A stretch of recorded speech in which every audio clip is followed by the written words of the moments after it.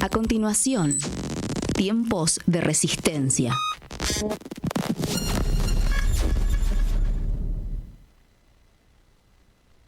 Buenas tardes. Estamos en un país en el que la sociedad hace como que aquí no ha pasado nada, porque la Libertad Avanza ganó las elecciones, y entonces se borra de la conciencia colectiva todo. Se borra el 3% de Carina, se borra Españolo, la criptoestafa Libra, el endeudamiento de proporciones bíblicas que nos deja hundidos por varias generaciones, se borra la represión constante a los jubilados, los salarios de hambre. Aunque estemos al borde de una nueva crisis en enero, que hay que pagar vencimientos de deuda, bueno, acá no pasa nada. Está todo bien, el dólar está quieto, el riesgo país está quieto, alto pero quieto. Y la sociedad no ve los nubarrones que se ciernen sobre ella, ¿no? Porque hay movidas que muchos creen que pasan muy lejos de la gente, pero en realidad pasan más cerca de lo que se cree.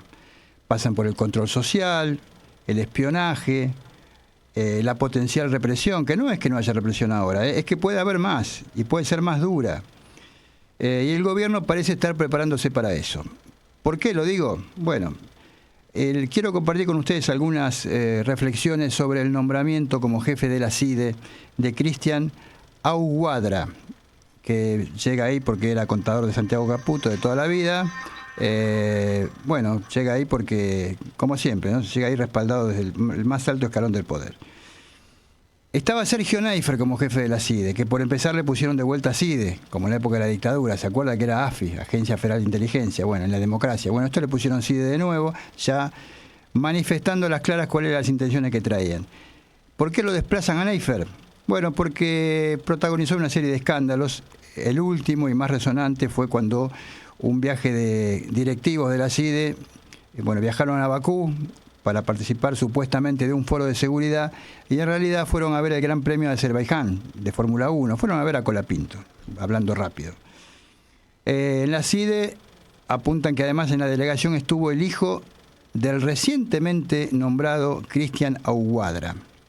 O sea que si los que se van son corruptos, los que vienen mejores no son. Para sumar más ingredientes a estos desmanejos, tenemos que hablar de quién es Aguadra, ¿no? Y qué perfil trae. Bueno, este hombre se dedicaba, ahora cerró las redes sociales, las cerró todas, pero claro, quedan grabadas, la gente las guarda.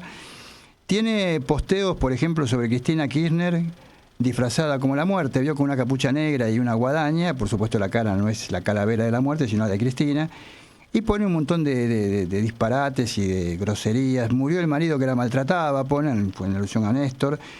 Murió el fiscal que tenía las pruebas para meterla en cana, supuestamente esto suponemos que se refiere a Nisman. Murió el juez que no le tenía miedo, suponemos que se debe referir, al juez de Comodoro Pi. Murió el secretario testaferro que sabía mucho, etcétera, etcétera, etcétera. Lo pone como diciendo que Cristina es la muerte, ¿no? Después pone una caricatura de Cristina como si fuera la mamá de la propaganda de los fideos Luchetti. Otra caricatura de Cristina, pero ya como una víbora, y la menciona como la Yarará de Santa Cruz. Esta persona desequilibrada va a estar en el manejo, a partir de ahora, porque ya está, en el manejo de la inteligencia del país. Va a poder pinchar tu teléfono, va a poder espiar tus redes sociales, va a poder poner lo que quiera para investigar qué haces y eventualmente perseguirte. ¿Por qué removieron a Neifer? Bueno, Neifer, el desplazado, tenía un único atributo, que era ser persona de confianza de Santiago Caputo. Había sido amigo de su papá, el escribano Claudio Caputo, pero el vínculo entre Caputo y el jefe de la CIDE se rompió en las últimas semanas. Esto lo cuento solamente para que usted vea cómo funciona la Libertad Avanza, con qué niveles de crueldad. Neifer, como la que más salió fuerte de las elecciones fue Carina Milei, dijo, me voy a acercar a Carina Milei. Y empezó una política de acercamiento con Carina Milei enfrentadísima, aunque lo desmienten todas las veces, con Santiago Caputo. ¿Y qué pasó? Y pasó que lo echaron, porque la CIDE es territorio de Santiago Caputo, y lo echó, lisa y llanamente. Y además usted se debe acordar que Neifer es el funcionario al que le pidieron la renuncia, mandándole personal de la CIDE a su casa para exigirle verbalmente que se vaya, que deje el puesto. Y salió a atenderlo en calzoncillos. Esto salió en todos los medios. Claro que los medios hegemónicos lo tomaron con humor y no con la gravedad que el caso tenía, ¿no? Bueno, y ahora nos dejan en manos de Aguadra, que era el funcionario que hasta ahora, ya estaba en la CIDE, tenía a su cargo la División de Asuntos Internos, la DAI, una de las 4 agencias en las que quedó subdividida la CIDE. Voy a reflejar, a reproducir un posteo de uno de los diputados que más conoce sobre inteligencia en la Cámara de Diputados, que es Rodolfo Tailade. Tailade dice, bueno, asume Aguadra. Y él hace una serie de reflexiones. Dice, primero, es un idiota. Segundo, viene a perseguir la política, el periodismo y la justicia que no se alinee con Milei. Tercero, no tiene la más puta idea de lo que es la inteligencia. Y cuarto, es un corrupto. Y termina diciendo Tailade, se viene una etapa muy negra para la democracia.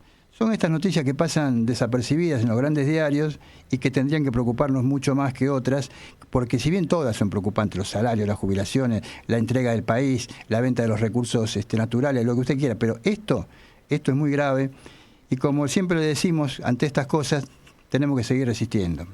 Por eso les decimos, como todos los viernes a esta hora, bienvenidos a Tiempos de Resistencia. En tiempos en los que hay que resistir y reinventarse. Comienza Tiempos de Resistencia. De Resistencia. Porque la resistencia es colectiva.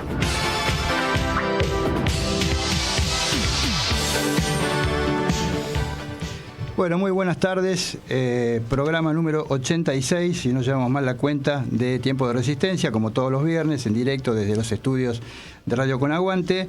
Hoy con la ausencia con aviso de Marta Zubiría, a la cual le mandamos desde acá un beso, pero con el resto del equipo todo completo como siempre. Así que comenzamos a saludarlos a todos. Patricia Machado, ¿cómo te va? Bueno, acá adentro, en este fresquito, bien, pero... Con el aire acondicionado de la radio, claro, hay que decirlo, claro, ¿no? bien. Pero en la vida mal y sin acostumbrarme.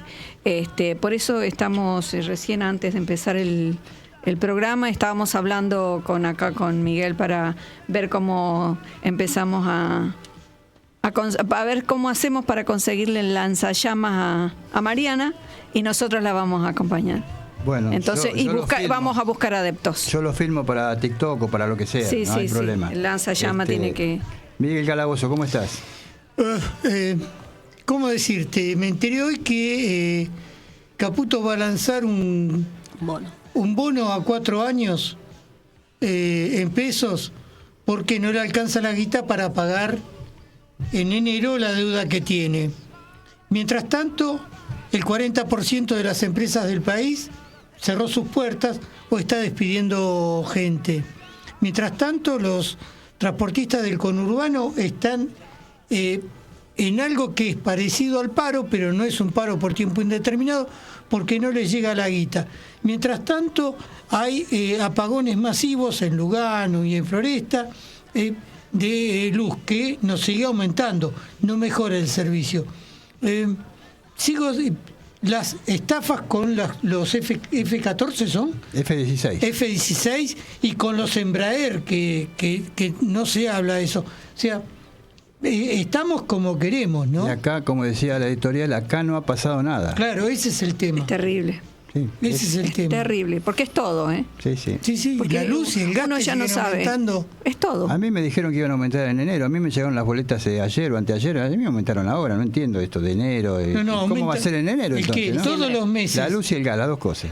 Todos los meses. La luz, el año que viene, va a tener periodos de aumento del 35% si sos de un estándar bajo de los que menos pagan. Te digo para que no nos sorprendamos que si pagamos 15 vamos a tener que pagar 20 y pico, si pagamos 40 vamos a tener que pagar 70 y pico. No nos sorprendamos. La licenciada Mariana de las Mercedes Mensulio, de las Mercedes se lo agregué yo porque queda cool, queda elegante, ¿no? Mariana Mensulio. No quiero ser cool, discúlpenme. No me interesa ser cool. No me dejes el chiste fácil. En este contexto. Buenos días, buenas tardes, buenas noches a todos y todas. No, bueno, gracias por colaborar con el lanzallamas. Ahora van a decir que hago apología del delito.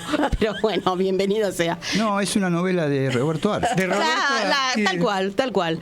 Hago propias entonces el título de Roberto Arlt. No, estamos junto con Los Siete Locos y el Criador de Orejas. Es la continuación de Los Siete Locos, la segunda parte. No, estamos viviendo como una especie de oscurantismo, ¿no tienen la sensación? Yo veía la Asunción el otro día en la Cámara de Diputados. Sí. Parecía el Coliseo Romano, no sé, trataba de buscar una imagen de lo que parecía eso, porque jamás visto lo que estaba ocurriendo en ese lugar. Y también responsabilizo un poco a la oposición, porque, a ver, habría que haber hecho otra cosa, no ir, darle, no sé, alguna manifestación de lo que está pasando no me gusta. No, al margen de haber jurado, al margen de haber perdido la primera minoría y todas esas cosas que pasaron. Mariana, ¿no se te ocurre que eso tiene que ver el por qué la oposición nosotros estamos perdiendo representatividad? Va más allá de lo político en el Congreso. Estamos perdiendo representatividad en el pueblo. ¿Cuál es la base que en un momento tenía el peronismo, que es la mayor fuerza opositora, y cuál es la base ahora? ¿Y cuáles son los dirigentes que hacen del peronismo una oposición picante? Ninguno. Como tendría que ser. ¿Qué le van a pedir ustedes a la oposición si la máxima dirigente de la oposición, según dicen y repiten muchos que hablan con ella, baja la línea ya hace bastante tiempo? Miren que Milei no solamente ganó, sino que va a reelegir en el 2027. No nos opongamos, tratemos de acordar lo que podamos. Y vos le vas a pedir al resto que digan algo. ¿Qué le vas a pedir? Yo siempre, el sábado pasado cuando estábamos con Jackie, tuve un apartado chiquitito.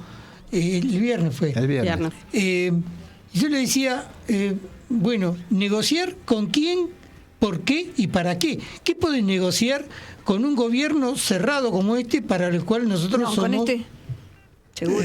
Lo único que dinosaurios antediluvianos. Lo único que le importa a algunas personas puede negociar, que es un indulto. Es todo lo que les importa. Sí. Y el resto, y bueno, jódanse, muchachos. Lo importante es el indulto. El indulto y quienes entregan la corte, que ahí también... Que por ahí puede venir el tema de que revisen la causa. Tal cual. Pero bueno, muchachos, insisto, yo los veía, discúlpenme que lo diga así brutalmente, jurar por Cristina Libre, todo bien, todo bárbaro. ¿En qué contexto? ¿Que la gente se está cagando de hambre? Porque la pobreza, la UCA, que subió, que bajó, que esto, mentira. Salís a la calle, caminás una cuadra, la gente se está cagando de hambre, muchachos. Pero vos decís que ¿por qué? No, de todas maneras. ¿Quién hizo las listas? Yo no lo... Bueno, pero no todos. Eso es agradecimiento. Y algunos ni juraban por nada. No, sí juro no, como sé. si nada hubiese pasado. No. Y mientras... Porque aparte el correlato eran afuera los jubilados marchando, los discapacitados marchando, porque ahora no se va a celebrar más el 3 de diciembre el Día Mundial de las Discapacidades, sino es el 3% de diciembre. Cambiaron y lo hicieron con toda la intención, a propósito el número, la familia de los chicos discapacitados. Por eso digo, es como, no sé, la tierra paralela, el otro lado de Stranger Things, no ha pasado no sé nada. qué pasa. De todas maneras, yo creo que había que jurar y decir algo. Obvio. Decir algo, no sé, cada uno dijo lo que le pareció en ese momento. Por lo desaparecido, por lo que está bien, hay gente, por ejemplo, Pietragala, su colectivo, son sus padres desaparecidos, está perfecto, pero... No, pero hubo gente que nadie la conoce que juró por Cristina Libre, y la verdad que, primero que eso no es una jura, porque no es algo que no tenés que jurarlo, es algo que tenés que conseguirlo. Y segundo que es agradecimiento, nada más. Gente que no tiene existencia real y que llegó a una lista de diputados porque la que armó la lista fue Cristina. Es agradecimiento.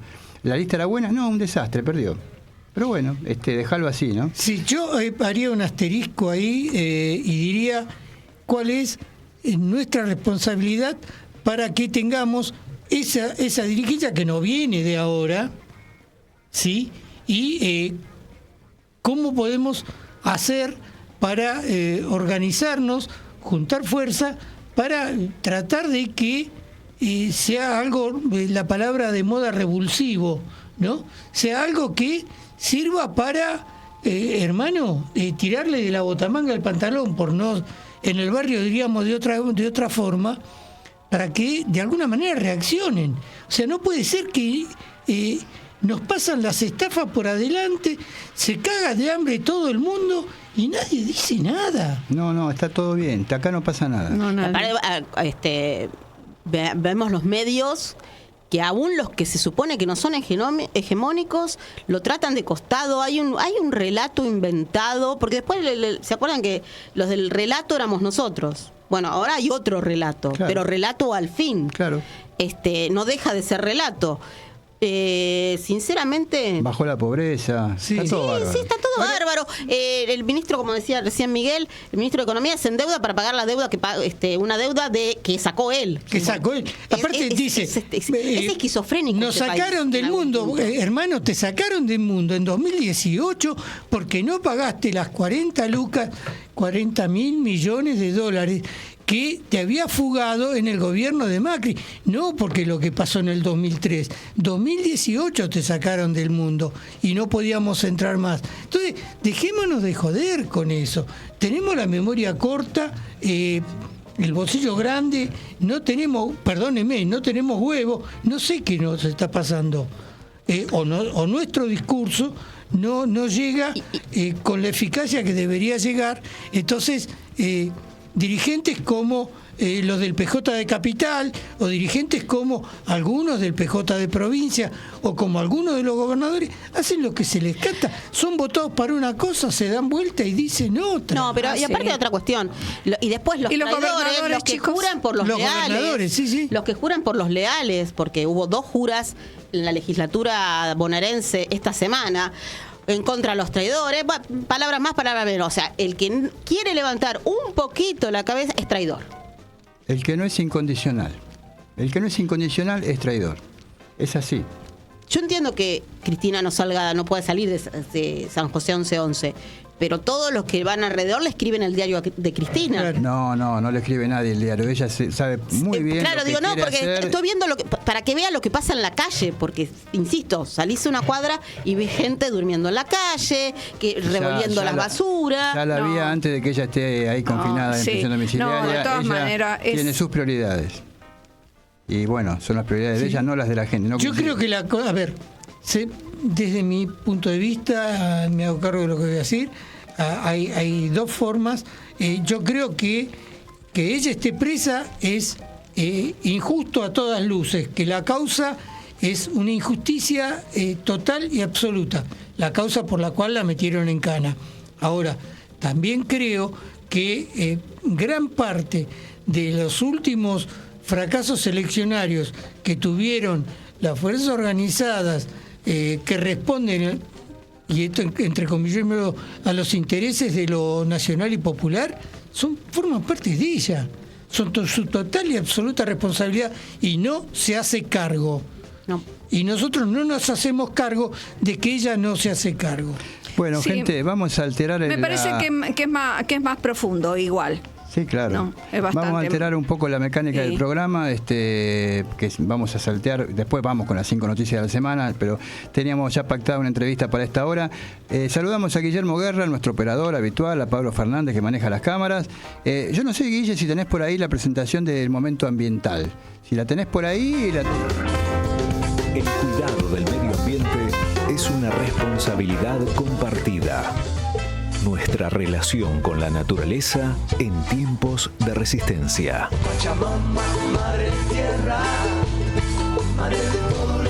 Bueno, Patricia Machado presentada, la invitada de hoy que tenemos. Bueno, ahora la tenemos a Marta Maffei, educadora de siempre, fue secretaria general de CETERA, diputada nacional en el periodo 2003-2007 y desde siempre una estudiosa de las cuestiones ambientales, y fue la primera impulsora de la ley de glaciares 26639. ¿Cómo estás, Marta? Marta Maffei.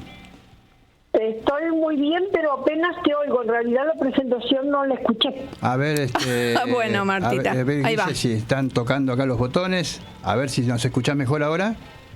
Ahí no, vos te escucho perfecto, Patricia no la escucho. A ver, Patricia. ¿Ahí me escuchás?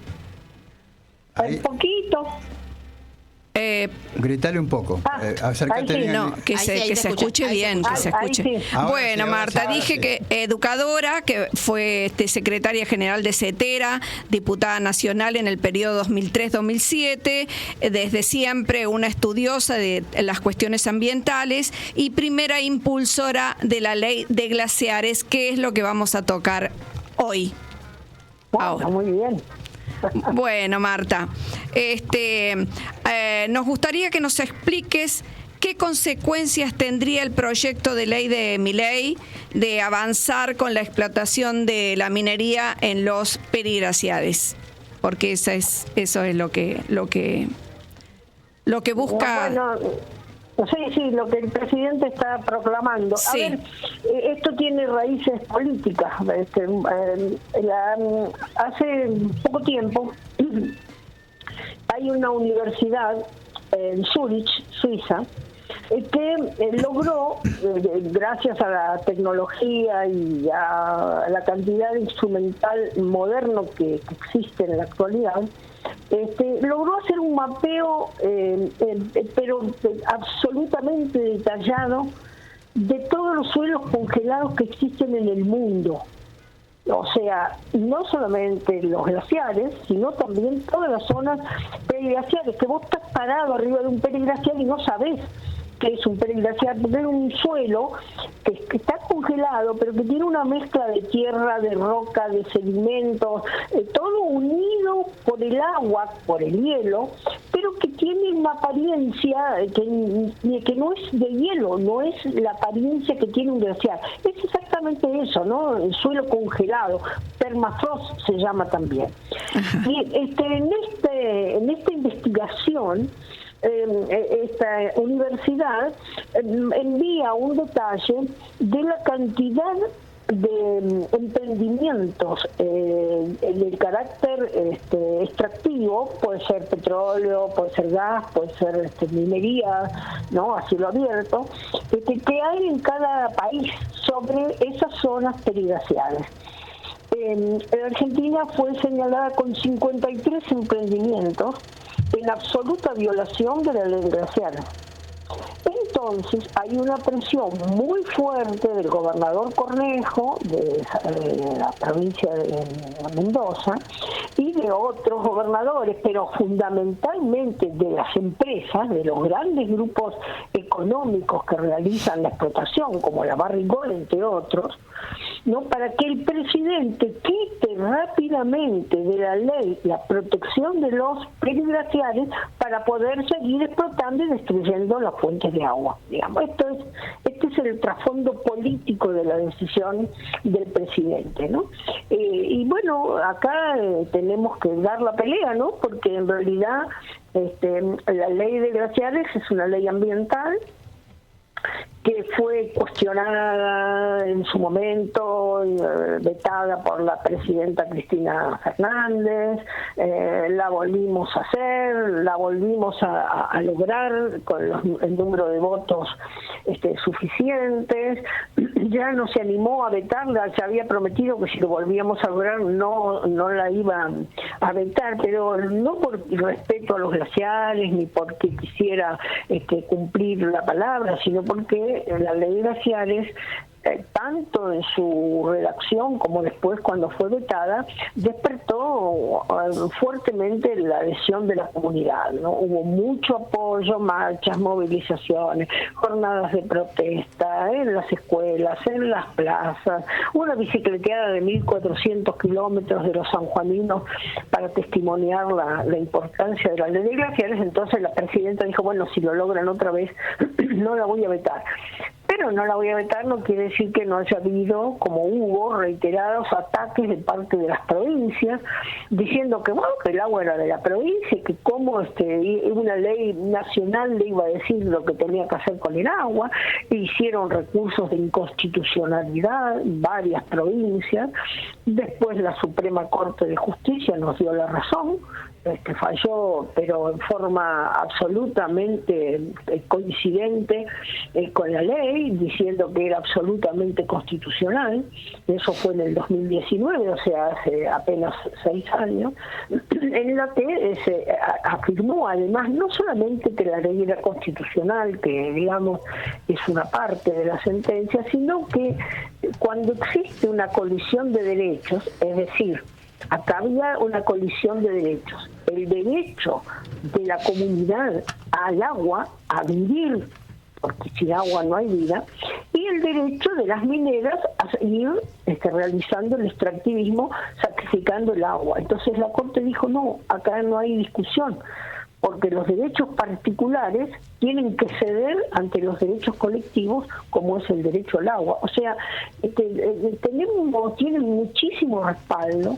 Y también existen principios que la misma Corte aplicó en reiteradas oportunidades, que es el que se llama principio de progresividad, por el cual tanto la Corte como la jurisprudencia común, los tribunales comunes, establecen que los avances que se han logrado en materia de derechos y particularmente de derechos ambientales no pueden ser regresivos, es decir, que no podemos ir para atrás con una nueva ley o con una modificación a la ley, porque esta sería quitarte el derecho al agua de las zonas periglaciares. Así que tenemos muchos elementos, por eso el pueblo ha salido, hasta ayer hubo mucha gente en las calles, en Mendoza ya es una corriente, es un gentío en las calles defendiendo el agua, ¿no? O sea, hay una decisión popular, hay un respaldo jurídico, hay un respaldo social a que la ley de glaciares no se debe tocar. De todas maneras, no, de todas maneras es verdad lo que estás diciendo, pero muy pocos medios lo están sacando a eso.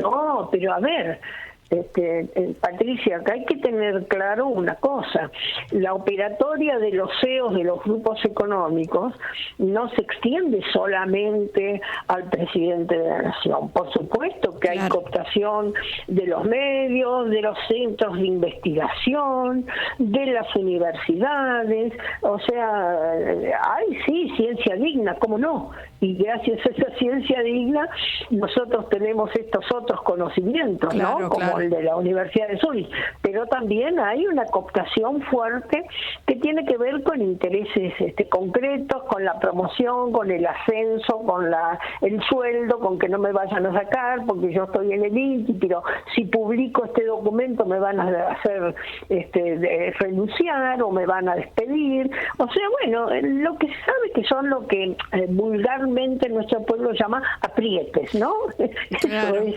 una cuestión tradicional, pero en este caso me parece que es una ley fuerte, con una enorme institucionalidad, con un gran respaldo social y una ley justa, ¿no? Que nada menos, ¿no? Que preserva el agua para la vida. Vos sabés que escucharte decir eso da mucha fuerza, mucha esperanza, digamos, porque en realidad, como yo creo que la mayoría de gobernadores están a favor de la ley, ¿no? Creo que son muy pocos los que no, pero yo pensaba, la daba como perdida ya. Por supuesto que mucho va a ser la movilización que haya alrededor de eso, ¿no? Que ya se está dando. Sí, no te creas que son tampoco los gobernadores, que algunos hacen una presión más ostensible, ¿no? Pero hay en muchas provincias, el caso de Catamarca, el caso de Salta, el caso de Jujuy, que tienen ya más de 40 otros pedidos para la instalación de la minería. Y acá no hay que engañarse, ¿no? Porque el otro día escuché que el senador Filmus dijo, bueno, a ver, es el territorio nacional ocupado por glaciares, es el 0,8% del territorio, no es nada. O sea, tienen el 99,2% del territorio, hagan minería en otro lugar. Pero la minería depende de dos cosas: de las zonas volcánicas, que es de donde sacan, de las montañas de origen volcánico, que es de donde sacan el mineral que está repartido en partículas, porque son procesos, esa roca vivió procesos volcánicos de 3.000 grados de temperatura y en consecuencia tiene derretidos dentro de la roca, derretidos, diluidos, partículas de oro, de plata, de cobre, de distintas partículas, y han encontrado una metodología que es someter esas partículas a lo que ellos llaman lixiviado, que es ponerlo en grandes piletas cavadas en la roca, que la llenan de agua pura de los glaciares, y ahí, una vez que colocan toda esa molienda, le ponen una cantidad grande de químicos, 30, 40, 60 en algunos casos, que permiten flotar distintas partículas. Entre los químicos que le ponen, por ejemplo, está el cianuro, ¿no? Claro. No son químicos inocuos. Entonces esa agua, que además de recibir esos venenos para extraer las partículas de oro, de plata o de lo que sea, queda en disolución ahí también en esa agua, en partículas que son de cesio, de radón, de estroncio, de uranio, sí, y quedan ahí.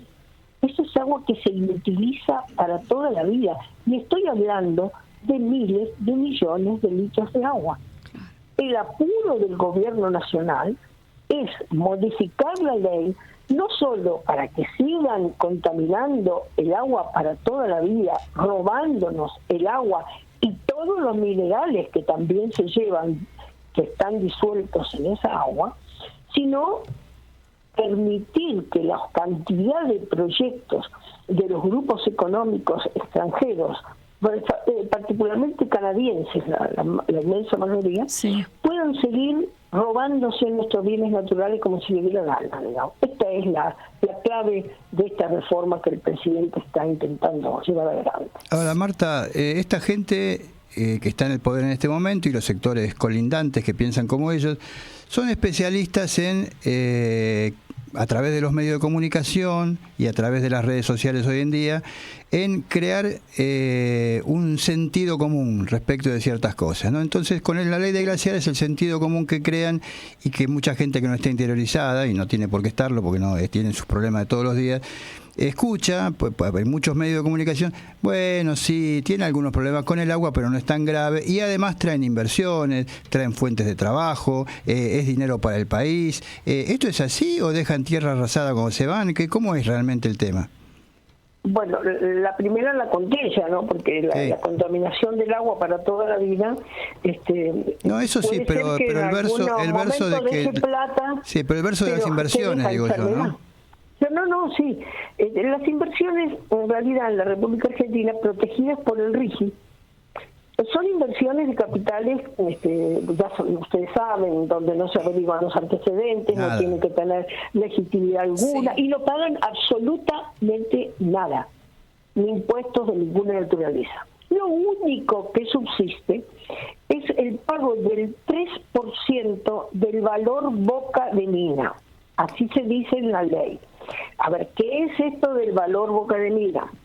Es el costo del mineral, el precio del mineral que extraen, vamos a decir, una tonelada de oro, ¿cuánto cuesta? Bueno, ese precio al que se le descuenta los costos de extracción.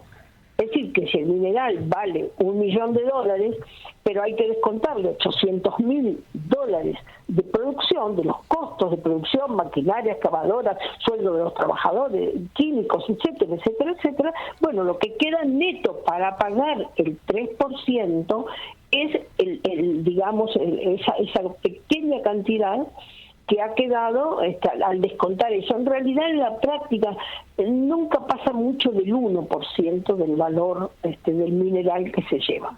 Pero todavía tenemos agravantes.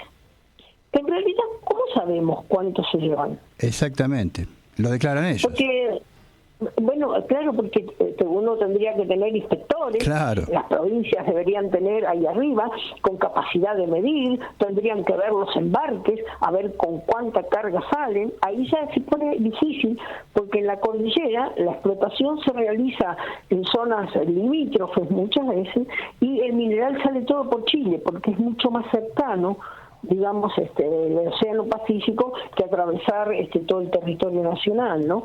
Pero además, de que es más cercano, tienen un convenio, hay un convenio por el cual Chile exporta mineral, pero no acepta la degradación del agua de la cantidad de contaminaciones que deja. Entonces es obligación que las piletas de lixiviación, las voladuras y demás se realicen sobre el territorio argentino. Claro, ¿no? Porque por ejemplo la Barrick tiene Veladero, pues le digo a los oyentes como ejemplo, sí, que una parte está en San Juan y la otra en el lado chileno. Ahora, todo el desastre se les permite que lo hagan del lado argentino. Bueno, Pascualama, que me acuerdo, también en una oportunidad salieron a decir que bueno, sí, que está bien, que no iban que ellos tenían una solución para no destruir los glaciares. Entonces cuando les preguntamos cuál era la solución, dijeron que los iban a cortar en pedazos y los iban a trasladar a otras montañas. Ah, está bien, está muy bien, está muy bueno. No se puede creer los disparates que pueden llegar a decir, ¿no? Claro. Y si la población no está alertada, hasta los puede llegar a creer, ¿no? Es decir, bueno, digo, un glaciar o una zona periglaciar se forma a partir de determinada calidad del hielo, de determinadas calidades de las temperaturas, de la altura en que está ubicado, de los siglos que ese hielo tiene depositado, de la flora y la fauna, que aunque no se crea que no hay, sí hay, sí, claro, bacteriana y microbiana que está ahí adentro, que permite que efectivamente el glaciar se pueda llegar a formar. Dirá que cuando un glaciar se destruye por cualquier razón que se destruya, no se vuelve a formar. Bueno, no sé, ¿no? Patricia, si te queda alguna pregunta. Está bastante claro el panorama, es bastante claro y bastante desolador también, ¿no? Porque uno ya sabe cuántos controles, cuántas objeciones va a hacer un gobierno como este a esta destrucción del patrimonio nacional, ¿no? Pero además de que no hay controles, como ya saben que no hay controles, lo que la ley dice es que, bueno, que teniendo en cuenta las circunstancias, digamos, cuánto mineral se llevan va a ser por declaración jurada de las empresas. Lo que decíamos antes, lo dicen ellos, hay que creer lo que dicen ellos. Claro. Claro, y obviamente cualquier empresa, ¿cómo nos van a mentir? Claro, ¿no? cualquier empresa, pero es lógico, cualquier empresa prioriza la ganancia. Si tienen que mentir, miente, y el problema es de los que tenemos que cuidar, que somos nosotros. Nosotros, el gobierno, la minería, sin ir a la minería, Vicentín, claro, que saca absolutamente todos los commodities del suelo argentino por la vía del Paraná, declara 1 cada 9 barcos. Claro. Y muchas exportaciones de cereales de Paraguay, si las miden bien, tienen que tener el doble del tamaño de Paraguay para tener, porque son contrabando que sale para allá, porque allá paga menos, después las traen por el Paraná, las de acá no las declaran, y no, es el Estado que ellos por algo no quieren que haya Estado, por algo no quieren que haya Estado. Bueno, no digo, como quieren un Estado como este. Sí, ¿no? Pero si no hubiera mejor, que no controlen a nadie. No te creas. No, necesitan la policía nada más para reprimir. Pero, claro, porque la represión sí la necesita. Claro. La gente no es tonta, y cuando nuestro pueblo, como los mendocinos y como tantos otros, salen a dar pelea, necesitan un Estado que aplique lo que es el silencio, la represión, el encarcelamiento. Nosotros tenemos dirigentes asamblearios en todo el país que están presos. Claro. Ahora, Marta, ¿no crees vos estos países de por allá que han sido más golpeados, digamos, golpeado no es la palabra, pero no importa, con la cuestión de que se viene haciendo ¿cómo se llama? A cielo abierto. Minería a cielo abierto. Sí, exactamente. Que bueno, que siempre se han movilizado bastante. Pero a nivel general, con todo lo que esta persona, con este gobierno están haciendo, que no pueden hacer más porque ya está. ¿No crees que hay un poco de quietud a nivel general? ¿Y no crees que en esa quietud también tiene que ver el miedo? Hay varios elementos. Sí, el miedo es uno sin ninguna duda, ¿no? Pero hay otras claves. Yo estoy muy preocupada, particularmente por el uso de las redes y de las pantallas, ¿no?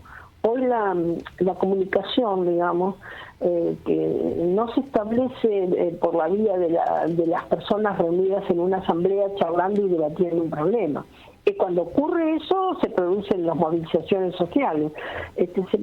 Hay una estrategia de dominación cultural que viene por esa vía de las pantallas, ¿no? Que viene tanto porque te meten un paquete de noticias que son una infamia. Yo ayer escuchaba en un programa de televisión todas las ventajas que nosotros íbamos a tener. El sentido común que instalan, claro, el sentido común que instalan. ¿No? Bueno, no solamente eso, las ventajas que íbamos a tener, sino que también existe para otro público, digamos, una forma de cooptación que tiene que ver con el juego, con el entretenimiento, con la distracción, ¿no? Que te impide pensar, que te impide reflexionar, la construcción de un colectivo pensante que, digamos, por ahí en algunas escuelas, en algunas universidades, en alguna oportunidad sobre un sector de la población se puede ejercer, pero estamos debilitados, incluso con la ciencia. Claro. ¿No? Cuando tengo que ver el resultado de un estudio científico o de un proceso de investigación, primero miro ahora ya quién lo patrocina, cuál es la fundación que está patrocinándolo, porque detrás de esas fundaciones la mayoría de las veces lo que hay son grupos económicos. Entonces hay hasta un direccionamiento en la ciencia, en la investigación. Entonces sí es posible que haya temor, sí es posible que opere la situación de desconocimiento, la cooptación a través de la vía de las pantallas y de las formas informáticas virtuales, es posible que el desempleo opere, es posible que la falta de reflexiones. Sí, hay una suma, yo no creo que sea solo el miedo, ¿no? Creo que hay una suma, y en esa suma quiero dejar para el final el elemento que a mí me parece sustantivo, que es la falta de esperanza, porque no hay liderazgos ni partidos políticos en la Argentina que salgan de esta lógica. El extractivismo y el saqueo es una lógica en la que no hay grieta. Es un pensamiento horizontal a la dirigencia política argentina. Entran todos compran. Hay mucho dinero, ¿no? Uno pensando mal, hay mucho dinero, pero es verdad, es horizontal y faltan dirigentes que se opongan a esto, dirigentes de fuste que se opongan a esto en los grandes partidos. Marta, te queremos agradecer muchísimo. Hay direccionamiento y hay plata, ¿no? Pero mucha plata. Sí, pero también hay mucha ignorancia. Sí, claro. Hay mucho desconocimiento. Se conjugan una cantidad de factores. Bueno, les agradezco la nota. No, al contrario. Marta, muchas gracias por estos minutos para Tiempo de Resistencia. Desde acá un gran abrazo. Gracias, Martita. Abrazo. Igualmente para ustedes. Chau. Chao, hasta luego. Bueno, Marta Maffei, ex secretaria general de CETERA, ex diputada nacional y especialista en ambientalismo. Y en la parte final dijo una cosa que yo quiero recalcar porque yo siempre se la repito a todo el mundo, que me dice, pero yo lo veo el programa de tal que no, fíjate, mirá la propaganda, cuando van a la propaganda no te vayas, no cambies, fíjate quién auspicia, fíjate qué banco es, qué provincia es, qué raro, porque tal no critica nunca al intendente, a Jorge Macri. En C5N no lo vi, vos viste la propaganda de C5N, lo pongo como un ejemplo, ¿eh? Sí. No me fíjate, Banco Ciudad, Lotería de la Ciudad, etcétera. Es así, uno tiene que andar con todos los sentidos puestos y ver, como ella decía, ¿quién patrocina esto todo el tiempo? Porque deberíamos convocarla también por la ley de educación, ¿no? Que es lo que cierra todo. Sí, bueno, hay varios que pueden hablar de lo que eso. está diciendo Marta de la ignorancia y eso tiene que ver mucho con eso. Había ¿no? una vieja canción de Piero, ¿no? Para el pueblo que es el pueblo, que en una de las estrofas dice, porque cuando un pueblo sabe, no lo manda un general. Sí, además imaginen, chicos, yo no sé si seguir porque por el tiempo, ¿no? Pero imaginen con la ley de educación, estos no se mueven solamente un tiempo. Imaginen de acá a 10 años con esa ley de educación que él quiere implementar. Te cambia las cabezas, Cuando hablaba Marta de la dirigencia, estaba pensando en Pino, ¿no? Que creo que era uno de los últimos dirigentes que representando a los argentinos que defendía. Pero tampoco expresó nunca. Cuando dijo lo del saqueo, ¿no? Me acuerdo de memoria del saqueo, me acuerdo de varias cosas. Nunca expresó a mayorías populares, Pino. Era un gran dirigente, pero nunca Tal expresó. cual, bueno, por algo llegó sería. a ser tercera fuerza en algún momento. Claro. Por algo sería, que no representaba, bueno, tuvo otro rol político, pero bueno, al margen de eso, lo que él expresaba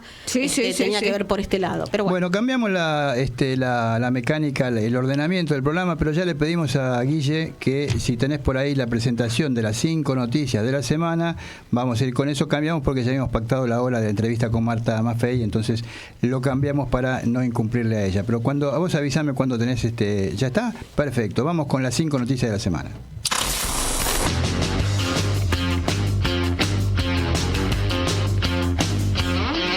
Las 5 noticias de la semana en tiempos de resistencia.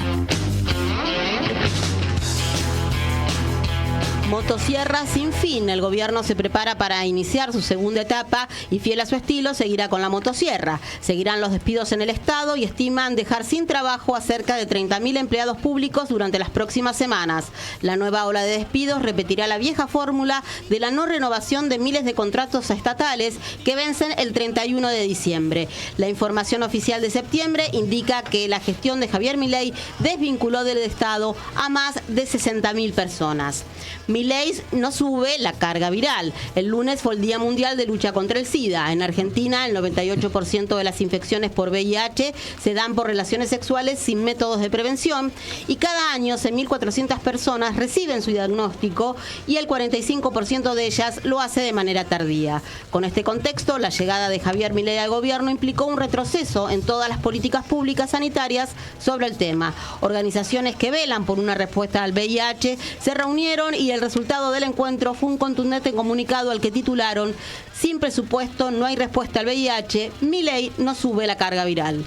Peor que esperando la carroza, el gobierno oficializó por decreto la nueva escala de incrementos para el salario mínimo vital y móvil, que será de 328.400 pesos.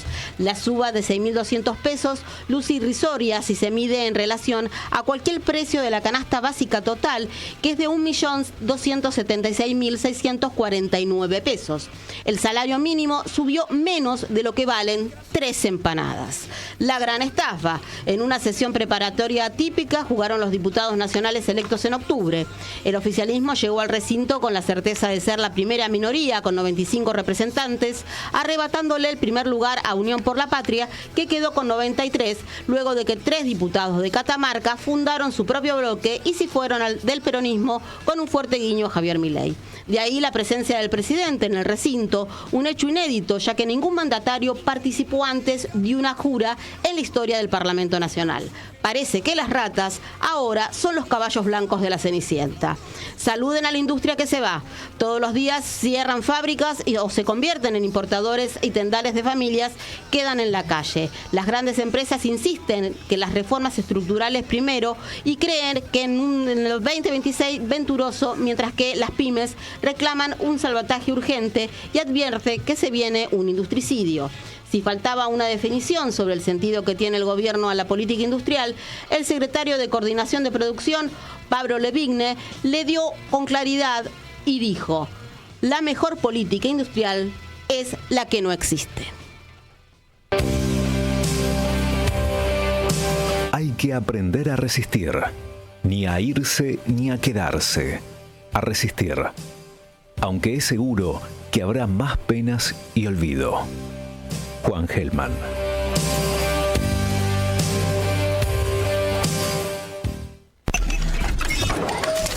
Porque las noticias no siempre tienen que ser malas. ¡Extra, extra! ¡Por fin buenas noticias, extra! Escucha Mundo Boletín de último minuto, transmitiendo Redimidos Squad con mucho gusto en este planeta donde reina la malicia, aunque no lo creas. Tengo buenas noticias. La buena noticia de la semana en tiempos de resistencia. Yo tengo más buenas noticias. Bueno, vamos a distender un poco. La buena noticia de la semana viene de la mano de los carpinchos de Nordelta. Un aporte de la compañera Patricia Machado. ¿Por qué no? Esto tiene ¿por qué digo? Porque la justicia de San Martín le puso un freno al avance inmobiliario sobre la zona y ordenó que el barrio se adecue al humedal. En vez de los carpinchos adecuarse a los negocios inmobiliarios, los negocios inmobiliarios se van a tener que adecuar a los carpinchos. Los carpinchos estaban de antes. Claro, son preexistentes los carpinchos. Bueno, el tribunal dice que priorizó la fauna autóctona y obligó a revisar rellenos, cercos y controles sobre la especie. Cuando hablamos de los controles, hablamos de los famosos los cercos eléctricos que ponen en las casas, los rellenos y ¿se acuerdan del plan Scioli de las castraciones masivas de carpinchos para que no se reprodujeran? Porque aparte convengamos que el carpincho es uno de los pocos animales que va en familia. La familia se traslada de un lado a otro. Los carpinchitos no se independizan rápidamente. Digamos, funciona como una familia. Bueno, la Cámara de Apelación en lo Contencioso y Administrativo de San Martín dejó sin efecto una cautelar que había presentado la Asociación Vecinal Nordelta, Sociedad Anónima. Y bueno, al final los jueces advirtieron que el ecosistema y las especies quedaban indefensos ante daños irreversibles. Y entonces obviamente señaló que los métodos de control sin sustento científico y ordenó a frenar, como dijimos, la castración química. Así que bueno, la cuestión es que los carpinchos parece que ganaron una batalla y además prohíbe nuevas etapas de desarrollo inmobiliario sin estudio de impacto ambiental acumulativo y sin participación ciudadana. Recordemos que Nordelta es un barrio que creó un empresario argentino con mucho dinero, estamos hablando de Eduardo Constantini, y bueno, las casas, muchas figuras de nuestro jet set tienen casa en Nordelta y se enojan. ¿A qué municipio pertenece? Tigre. No, te aclaro porque tuvimos un candidato a presidente de Tigre que fue el que concedió los permisos para que eso se haga y después terminó siendo candidato. Es más, en la causa del sector nacional y popular. Aparte de la red de la Asociación de Vecinal Nordelta, esta resolución apunta a desarrolladores inmobiliarias, el municipio, parques nacionales y la Secretaría de Turismo y Ambiente de la Nación, que son los que presentaron esta contrademanda para las organizaciones que velan por el medio ambiente. Así que bueno, alguien gana en este país, por lo pronto los carpinchos, alguien. Esperemos que los carpinchitos que los iban a llevar, no sé lo que querían hacer. Trasladar a otro lado, que como los que querían cortar el glaciar para trasladarlo de montaña. Claro, exactamente. A veces tiene que ver con nos ofenden en la inteligencia, ¿no? Esperemos que con el tiempo esto se cumpla, ¿no? Porque los pueblos originarios también estaban eran preexistentes del avance civilizatorio, la campaña al desierto y demás. Entonces, lo que está pasando en el Chaco salteño, en el Chaco chaqueño, con la deforestación, también estaban antes, ¿no? Esperemos, yo soy un poquito escéptico con eso, pero me encanta que alguien haya tocado pito y haya dicho, bueno, por lo menos hagamos que fiscalizamos. Claro. Algo. Pero el plan de Scioli era genial. Ya que me vas a violar, pagame un café, por lo menos, decime que te amo. No hay vacunas, pero vamos a castrar carpincho. Claro. Es patético, convengamos no que hay plata para los jubilados, pero gastamos 300 millones de mangos de dólares en los aviones. Hablando de los aviones, ya llegaron a la Argentina los aviones. 2 y cuarto. Sí, claro, ya están entre nosotros. Y mañana se va a hacer el desfile en los cielos de Buenos Aires, porque como dan mal clima para el domingo, entonces parece que lo vamos a adelantar. Ahora, aparte porque Petri... ¿Para qué los traen? Petri, ¿cómo es la situación de Petri? Porque juró el otro día como diputado, ministro, entonces no estaría... Pero bueno, igual, discúlpeme la palabra, como se cagan en toda la institucionalidad, si puede ser ministro o no ministro, si eso no es todo pero lo mismo. Pero me parece que todos ellos asumen, asumen el 10 de diciembre. Pero ya juró. Sí. Entonces está en su doble rol de Top Gun y diputado, no sé. Hoy pasaban la música de Top Gun. Y sí, no, y aparte no sé si se compró trajecito de Top Gun para presidir el acto. Tuve la suerte de no verlo en ese momento. A mí me preocupa esa compra, mucho. Aparte saben que no lo van a manejar aviadores argentinos porque no están entrenados. Vienen con los daneses y los daneses los van a hacer, el desfile lo van a hacer daneses, seguro. Porque no saben cómo funciona. Estos me parece que si nos quieren hacer entrar en alguna guerra, alguna cuestión de ese tipo. No, pero vos sabés que quisieron mandar barcos de la Armada a Venezuela a solidarizarse, como lo hizo Carlos con la guerra del Golfo en su momento. Sí. 2 barcos que estaban atrás de todo, no servían para nada, no los contaban para la guerra los norteamericanos porque sabían que eran 2 catraminas, pero bueno, querían mandar una fragata o no sé qué allá y el jefe de la Armada se puso firme, no porque estaba a favor de Venezuela, no porque estaba en contra de Estados Unidos, porque con ese barco no podía navegar. Ese barco no estaba en condiciones no de ir a la guerra, de navegar directamente. Así pasó lo que pasó con el submarino. El Ara San Juan. El Ara San Juan. Bueno, ¿sabés lo que hay que contar a la gente detrás de esos aviones? Porque hay cosas que los diarios no publican, ¿no? Los aviones... Argentina, durante el gobierno anterior, había firmado un acuerdo con China para la compra de, creo que también eran 16 aviones chinos, de última tecnología, de máxima capacidad, aviones de guerra chinos buenos. Cuando asume este gobierno, una de las primeras cosas que recibe fue la orden, los aviones esos ustedes no los pueden comprar, porque son chinos. Bueno, pero ¿qué podemos? No, le vamos a dar otro. Esos aviones tienen capacidad para llegar a Malvinas y volver. Los aviones argentinos en la guerra de Malvinas tenían el problema de que a cierta altura tenían que pegar la vuelta porque se quedaban sin combustible y sin armamento. Los aviones chinos podían llegar, sobrevolar las islas, atacar las islas. Nadie está pensando en una guerra, pero cuando vos comprás material bélico tenés que prever esas cosas. Los cambiaron por estos F-16 que estaban saliendo de servicio, que a nivel internacional ya son viejos, chatarra, y que no tienen oportunidad de poner nervioso al gobierno británico. Esta es la verdad, como es la verdad de la milanesa, dicen en el barrio. Esta es la verdad. Se los compramos ahí porque estaban disponibles estos. Europa algún negocio hizo con eso. Y sobre todo, los británicos se quedaron tranquilos de que aquellos aviones chinos no van a venir, no van a poner en peligro las Malvinas. Y los norteamericanos se quedaron chinos porque arruinaron más un negocio de China en el Cono Sur. Sí, hay un detalle. Estos aviones tienen un asiento expulsable. Claro.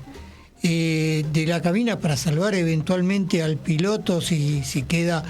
Y ese asiento expulsable se fabrica en Inglaterra, que ya tuvimos un problema porque Inglaterra no va a proveer de ningún insumo para aviones de guerra que estén utilizando en Argentina. Ahí ya tenemos un problema. Sí, no lo puede reponer. No lo puede reponer. No. Entonces, hay de todos lados, no cierra nada. Y hay algo que quería también plantear.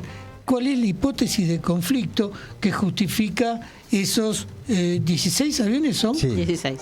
¿Cuál es la hipótesis? No, son los F-16, no son sé. F-16, no sé cuántos son. No sé. Venían 6 ahora y creo que 18 más. Sí, porque creo que son 21. Es una bestialidad. ¿Cuál es la hipótesis de conflicto? Aparte, como decía Roberto, tienen una aptitud de vuelo de 2 horas y media. No llegan a ningún lado. ¿Y a dónde llegan en 2 horas y media? Bueno, no sé, son casas, pueden llegar a ser 1.000 kilómetros, 1.500 kilómetros. Ahora después, agarrate Catalina, que vamos... para llegar a Malvinas tenés que hacer 200 kilómetros, de 600 de ida y 600 de vuelta, saliendo de Gallegos, del aeropuerto de Gallegos. Y otra cosa más, cualquiera que haga un poquito de memoria, de los que tenemos edad, nos acordaremos qué pasó en la guerra de Malvinas, cuáles fueron los aviones que le causaron daño a la flota británica. Eran los aviones franceses, los Super Etendard, que tenían el misil Exocet. Eran franceses, no eran británicos. Los franceses nos vendieron antes de la guerra y sin ánimo de perjudicar a Inglaterra, pero nos vendieron material bélico que servía. Sí, poquito, pero sí, los 3 misiles Exocet que nos habían vendido cayeron en el Concorde. No tenían mira direccional, que esa mira se desarrolló en CITEFA, que era en ese momento una comisión de las Fuerzas Armadas y que cada 2 años cambiaba de titularidad, o sea, 2 años Marina, 2 años Aeronáutica, 2 años Ejército, y desarrollaron una mira que los permitió direccionar fallaron, no sé, pero uno le pegó. Al Concorde. Al Concorde. Al Concorde. Para que hundieron. Al submarino estamos hablando, ¿no? No, pero hundieron al Sheffield. También, claro, con un barco hundido y otro. Sí. Y nos habían vendido 3 misiles, así que 2 por lo menos fueron. Tuvieron eficacia, pero la mira, la dirección del curso donde iban a hacer fue desarrollada acá en ese momento en CITEFA. Bueno, el hecho es que este tipo dice que no tiene plata para nada, que está haciendo desastre, pero para esto, que no sé para qué lo trajeron ahora, no tiene. Algún negocio hay. Sí. Algún negocio hay. Aparte aterrizaron esta semana 3 Embraer, que son aviones más que nada de carga, que tienen origen en Brasil, que estaban fuera de uso, y hay uno que costó 2 millones de dólares, que tiene $1.800.000 en reparación, que se tiene que hacer cargo el gobierno argentino. O sea, compraste un avión que no sirve para nada, que lo tenés que hacer de nuevo, y que te cuesta lo mismo que lo pagaste. A lo mejor lo compró por chatarra. Bueno, gente, nos estamos yendo. Ya llegamos casi a las 6. El viernes que viene vamos a estar acá de vuelta haciendo Tiempo de Resistencia en Radio Con Aguante. Y los que tengan tiempo y ganas, el 10 de diciembre seguramente estarán ahí en la marcha. El 11 de diciembre, la marcha de la Resistencia. El 11 de diciembre. Sí. Nos estamos viendo en una semana y si no, el 11. Así que muchas gracias. Hasta aquí, Tiempos de Resistencia. Nos encontramos el próximo viernes de 17 a 18. Tiempos de Resistencia. La resistencia es colectiva.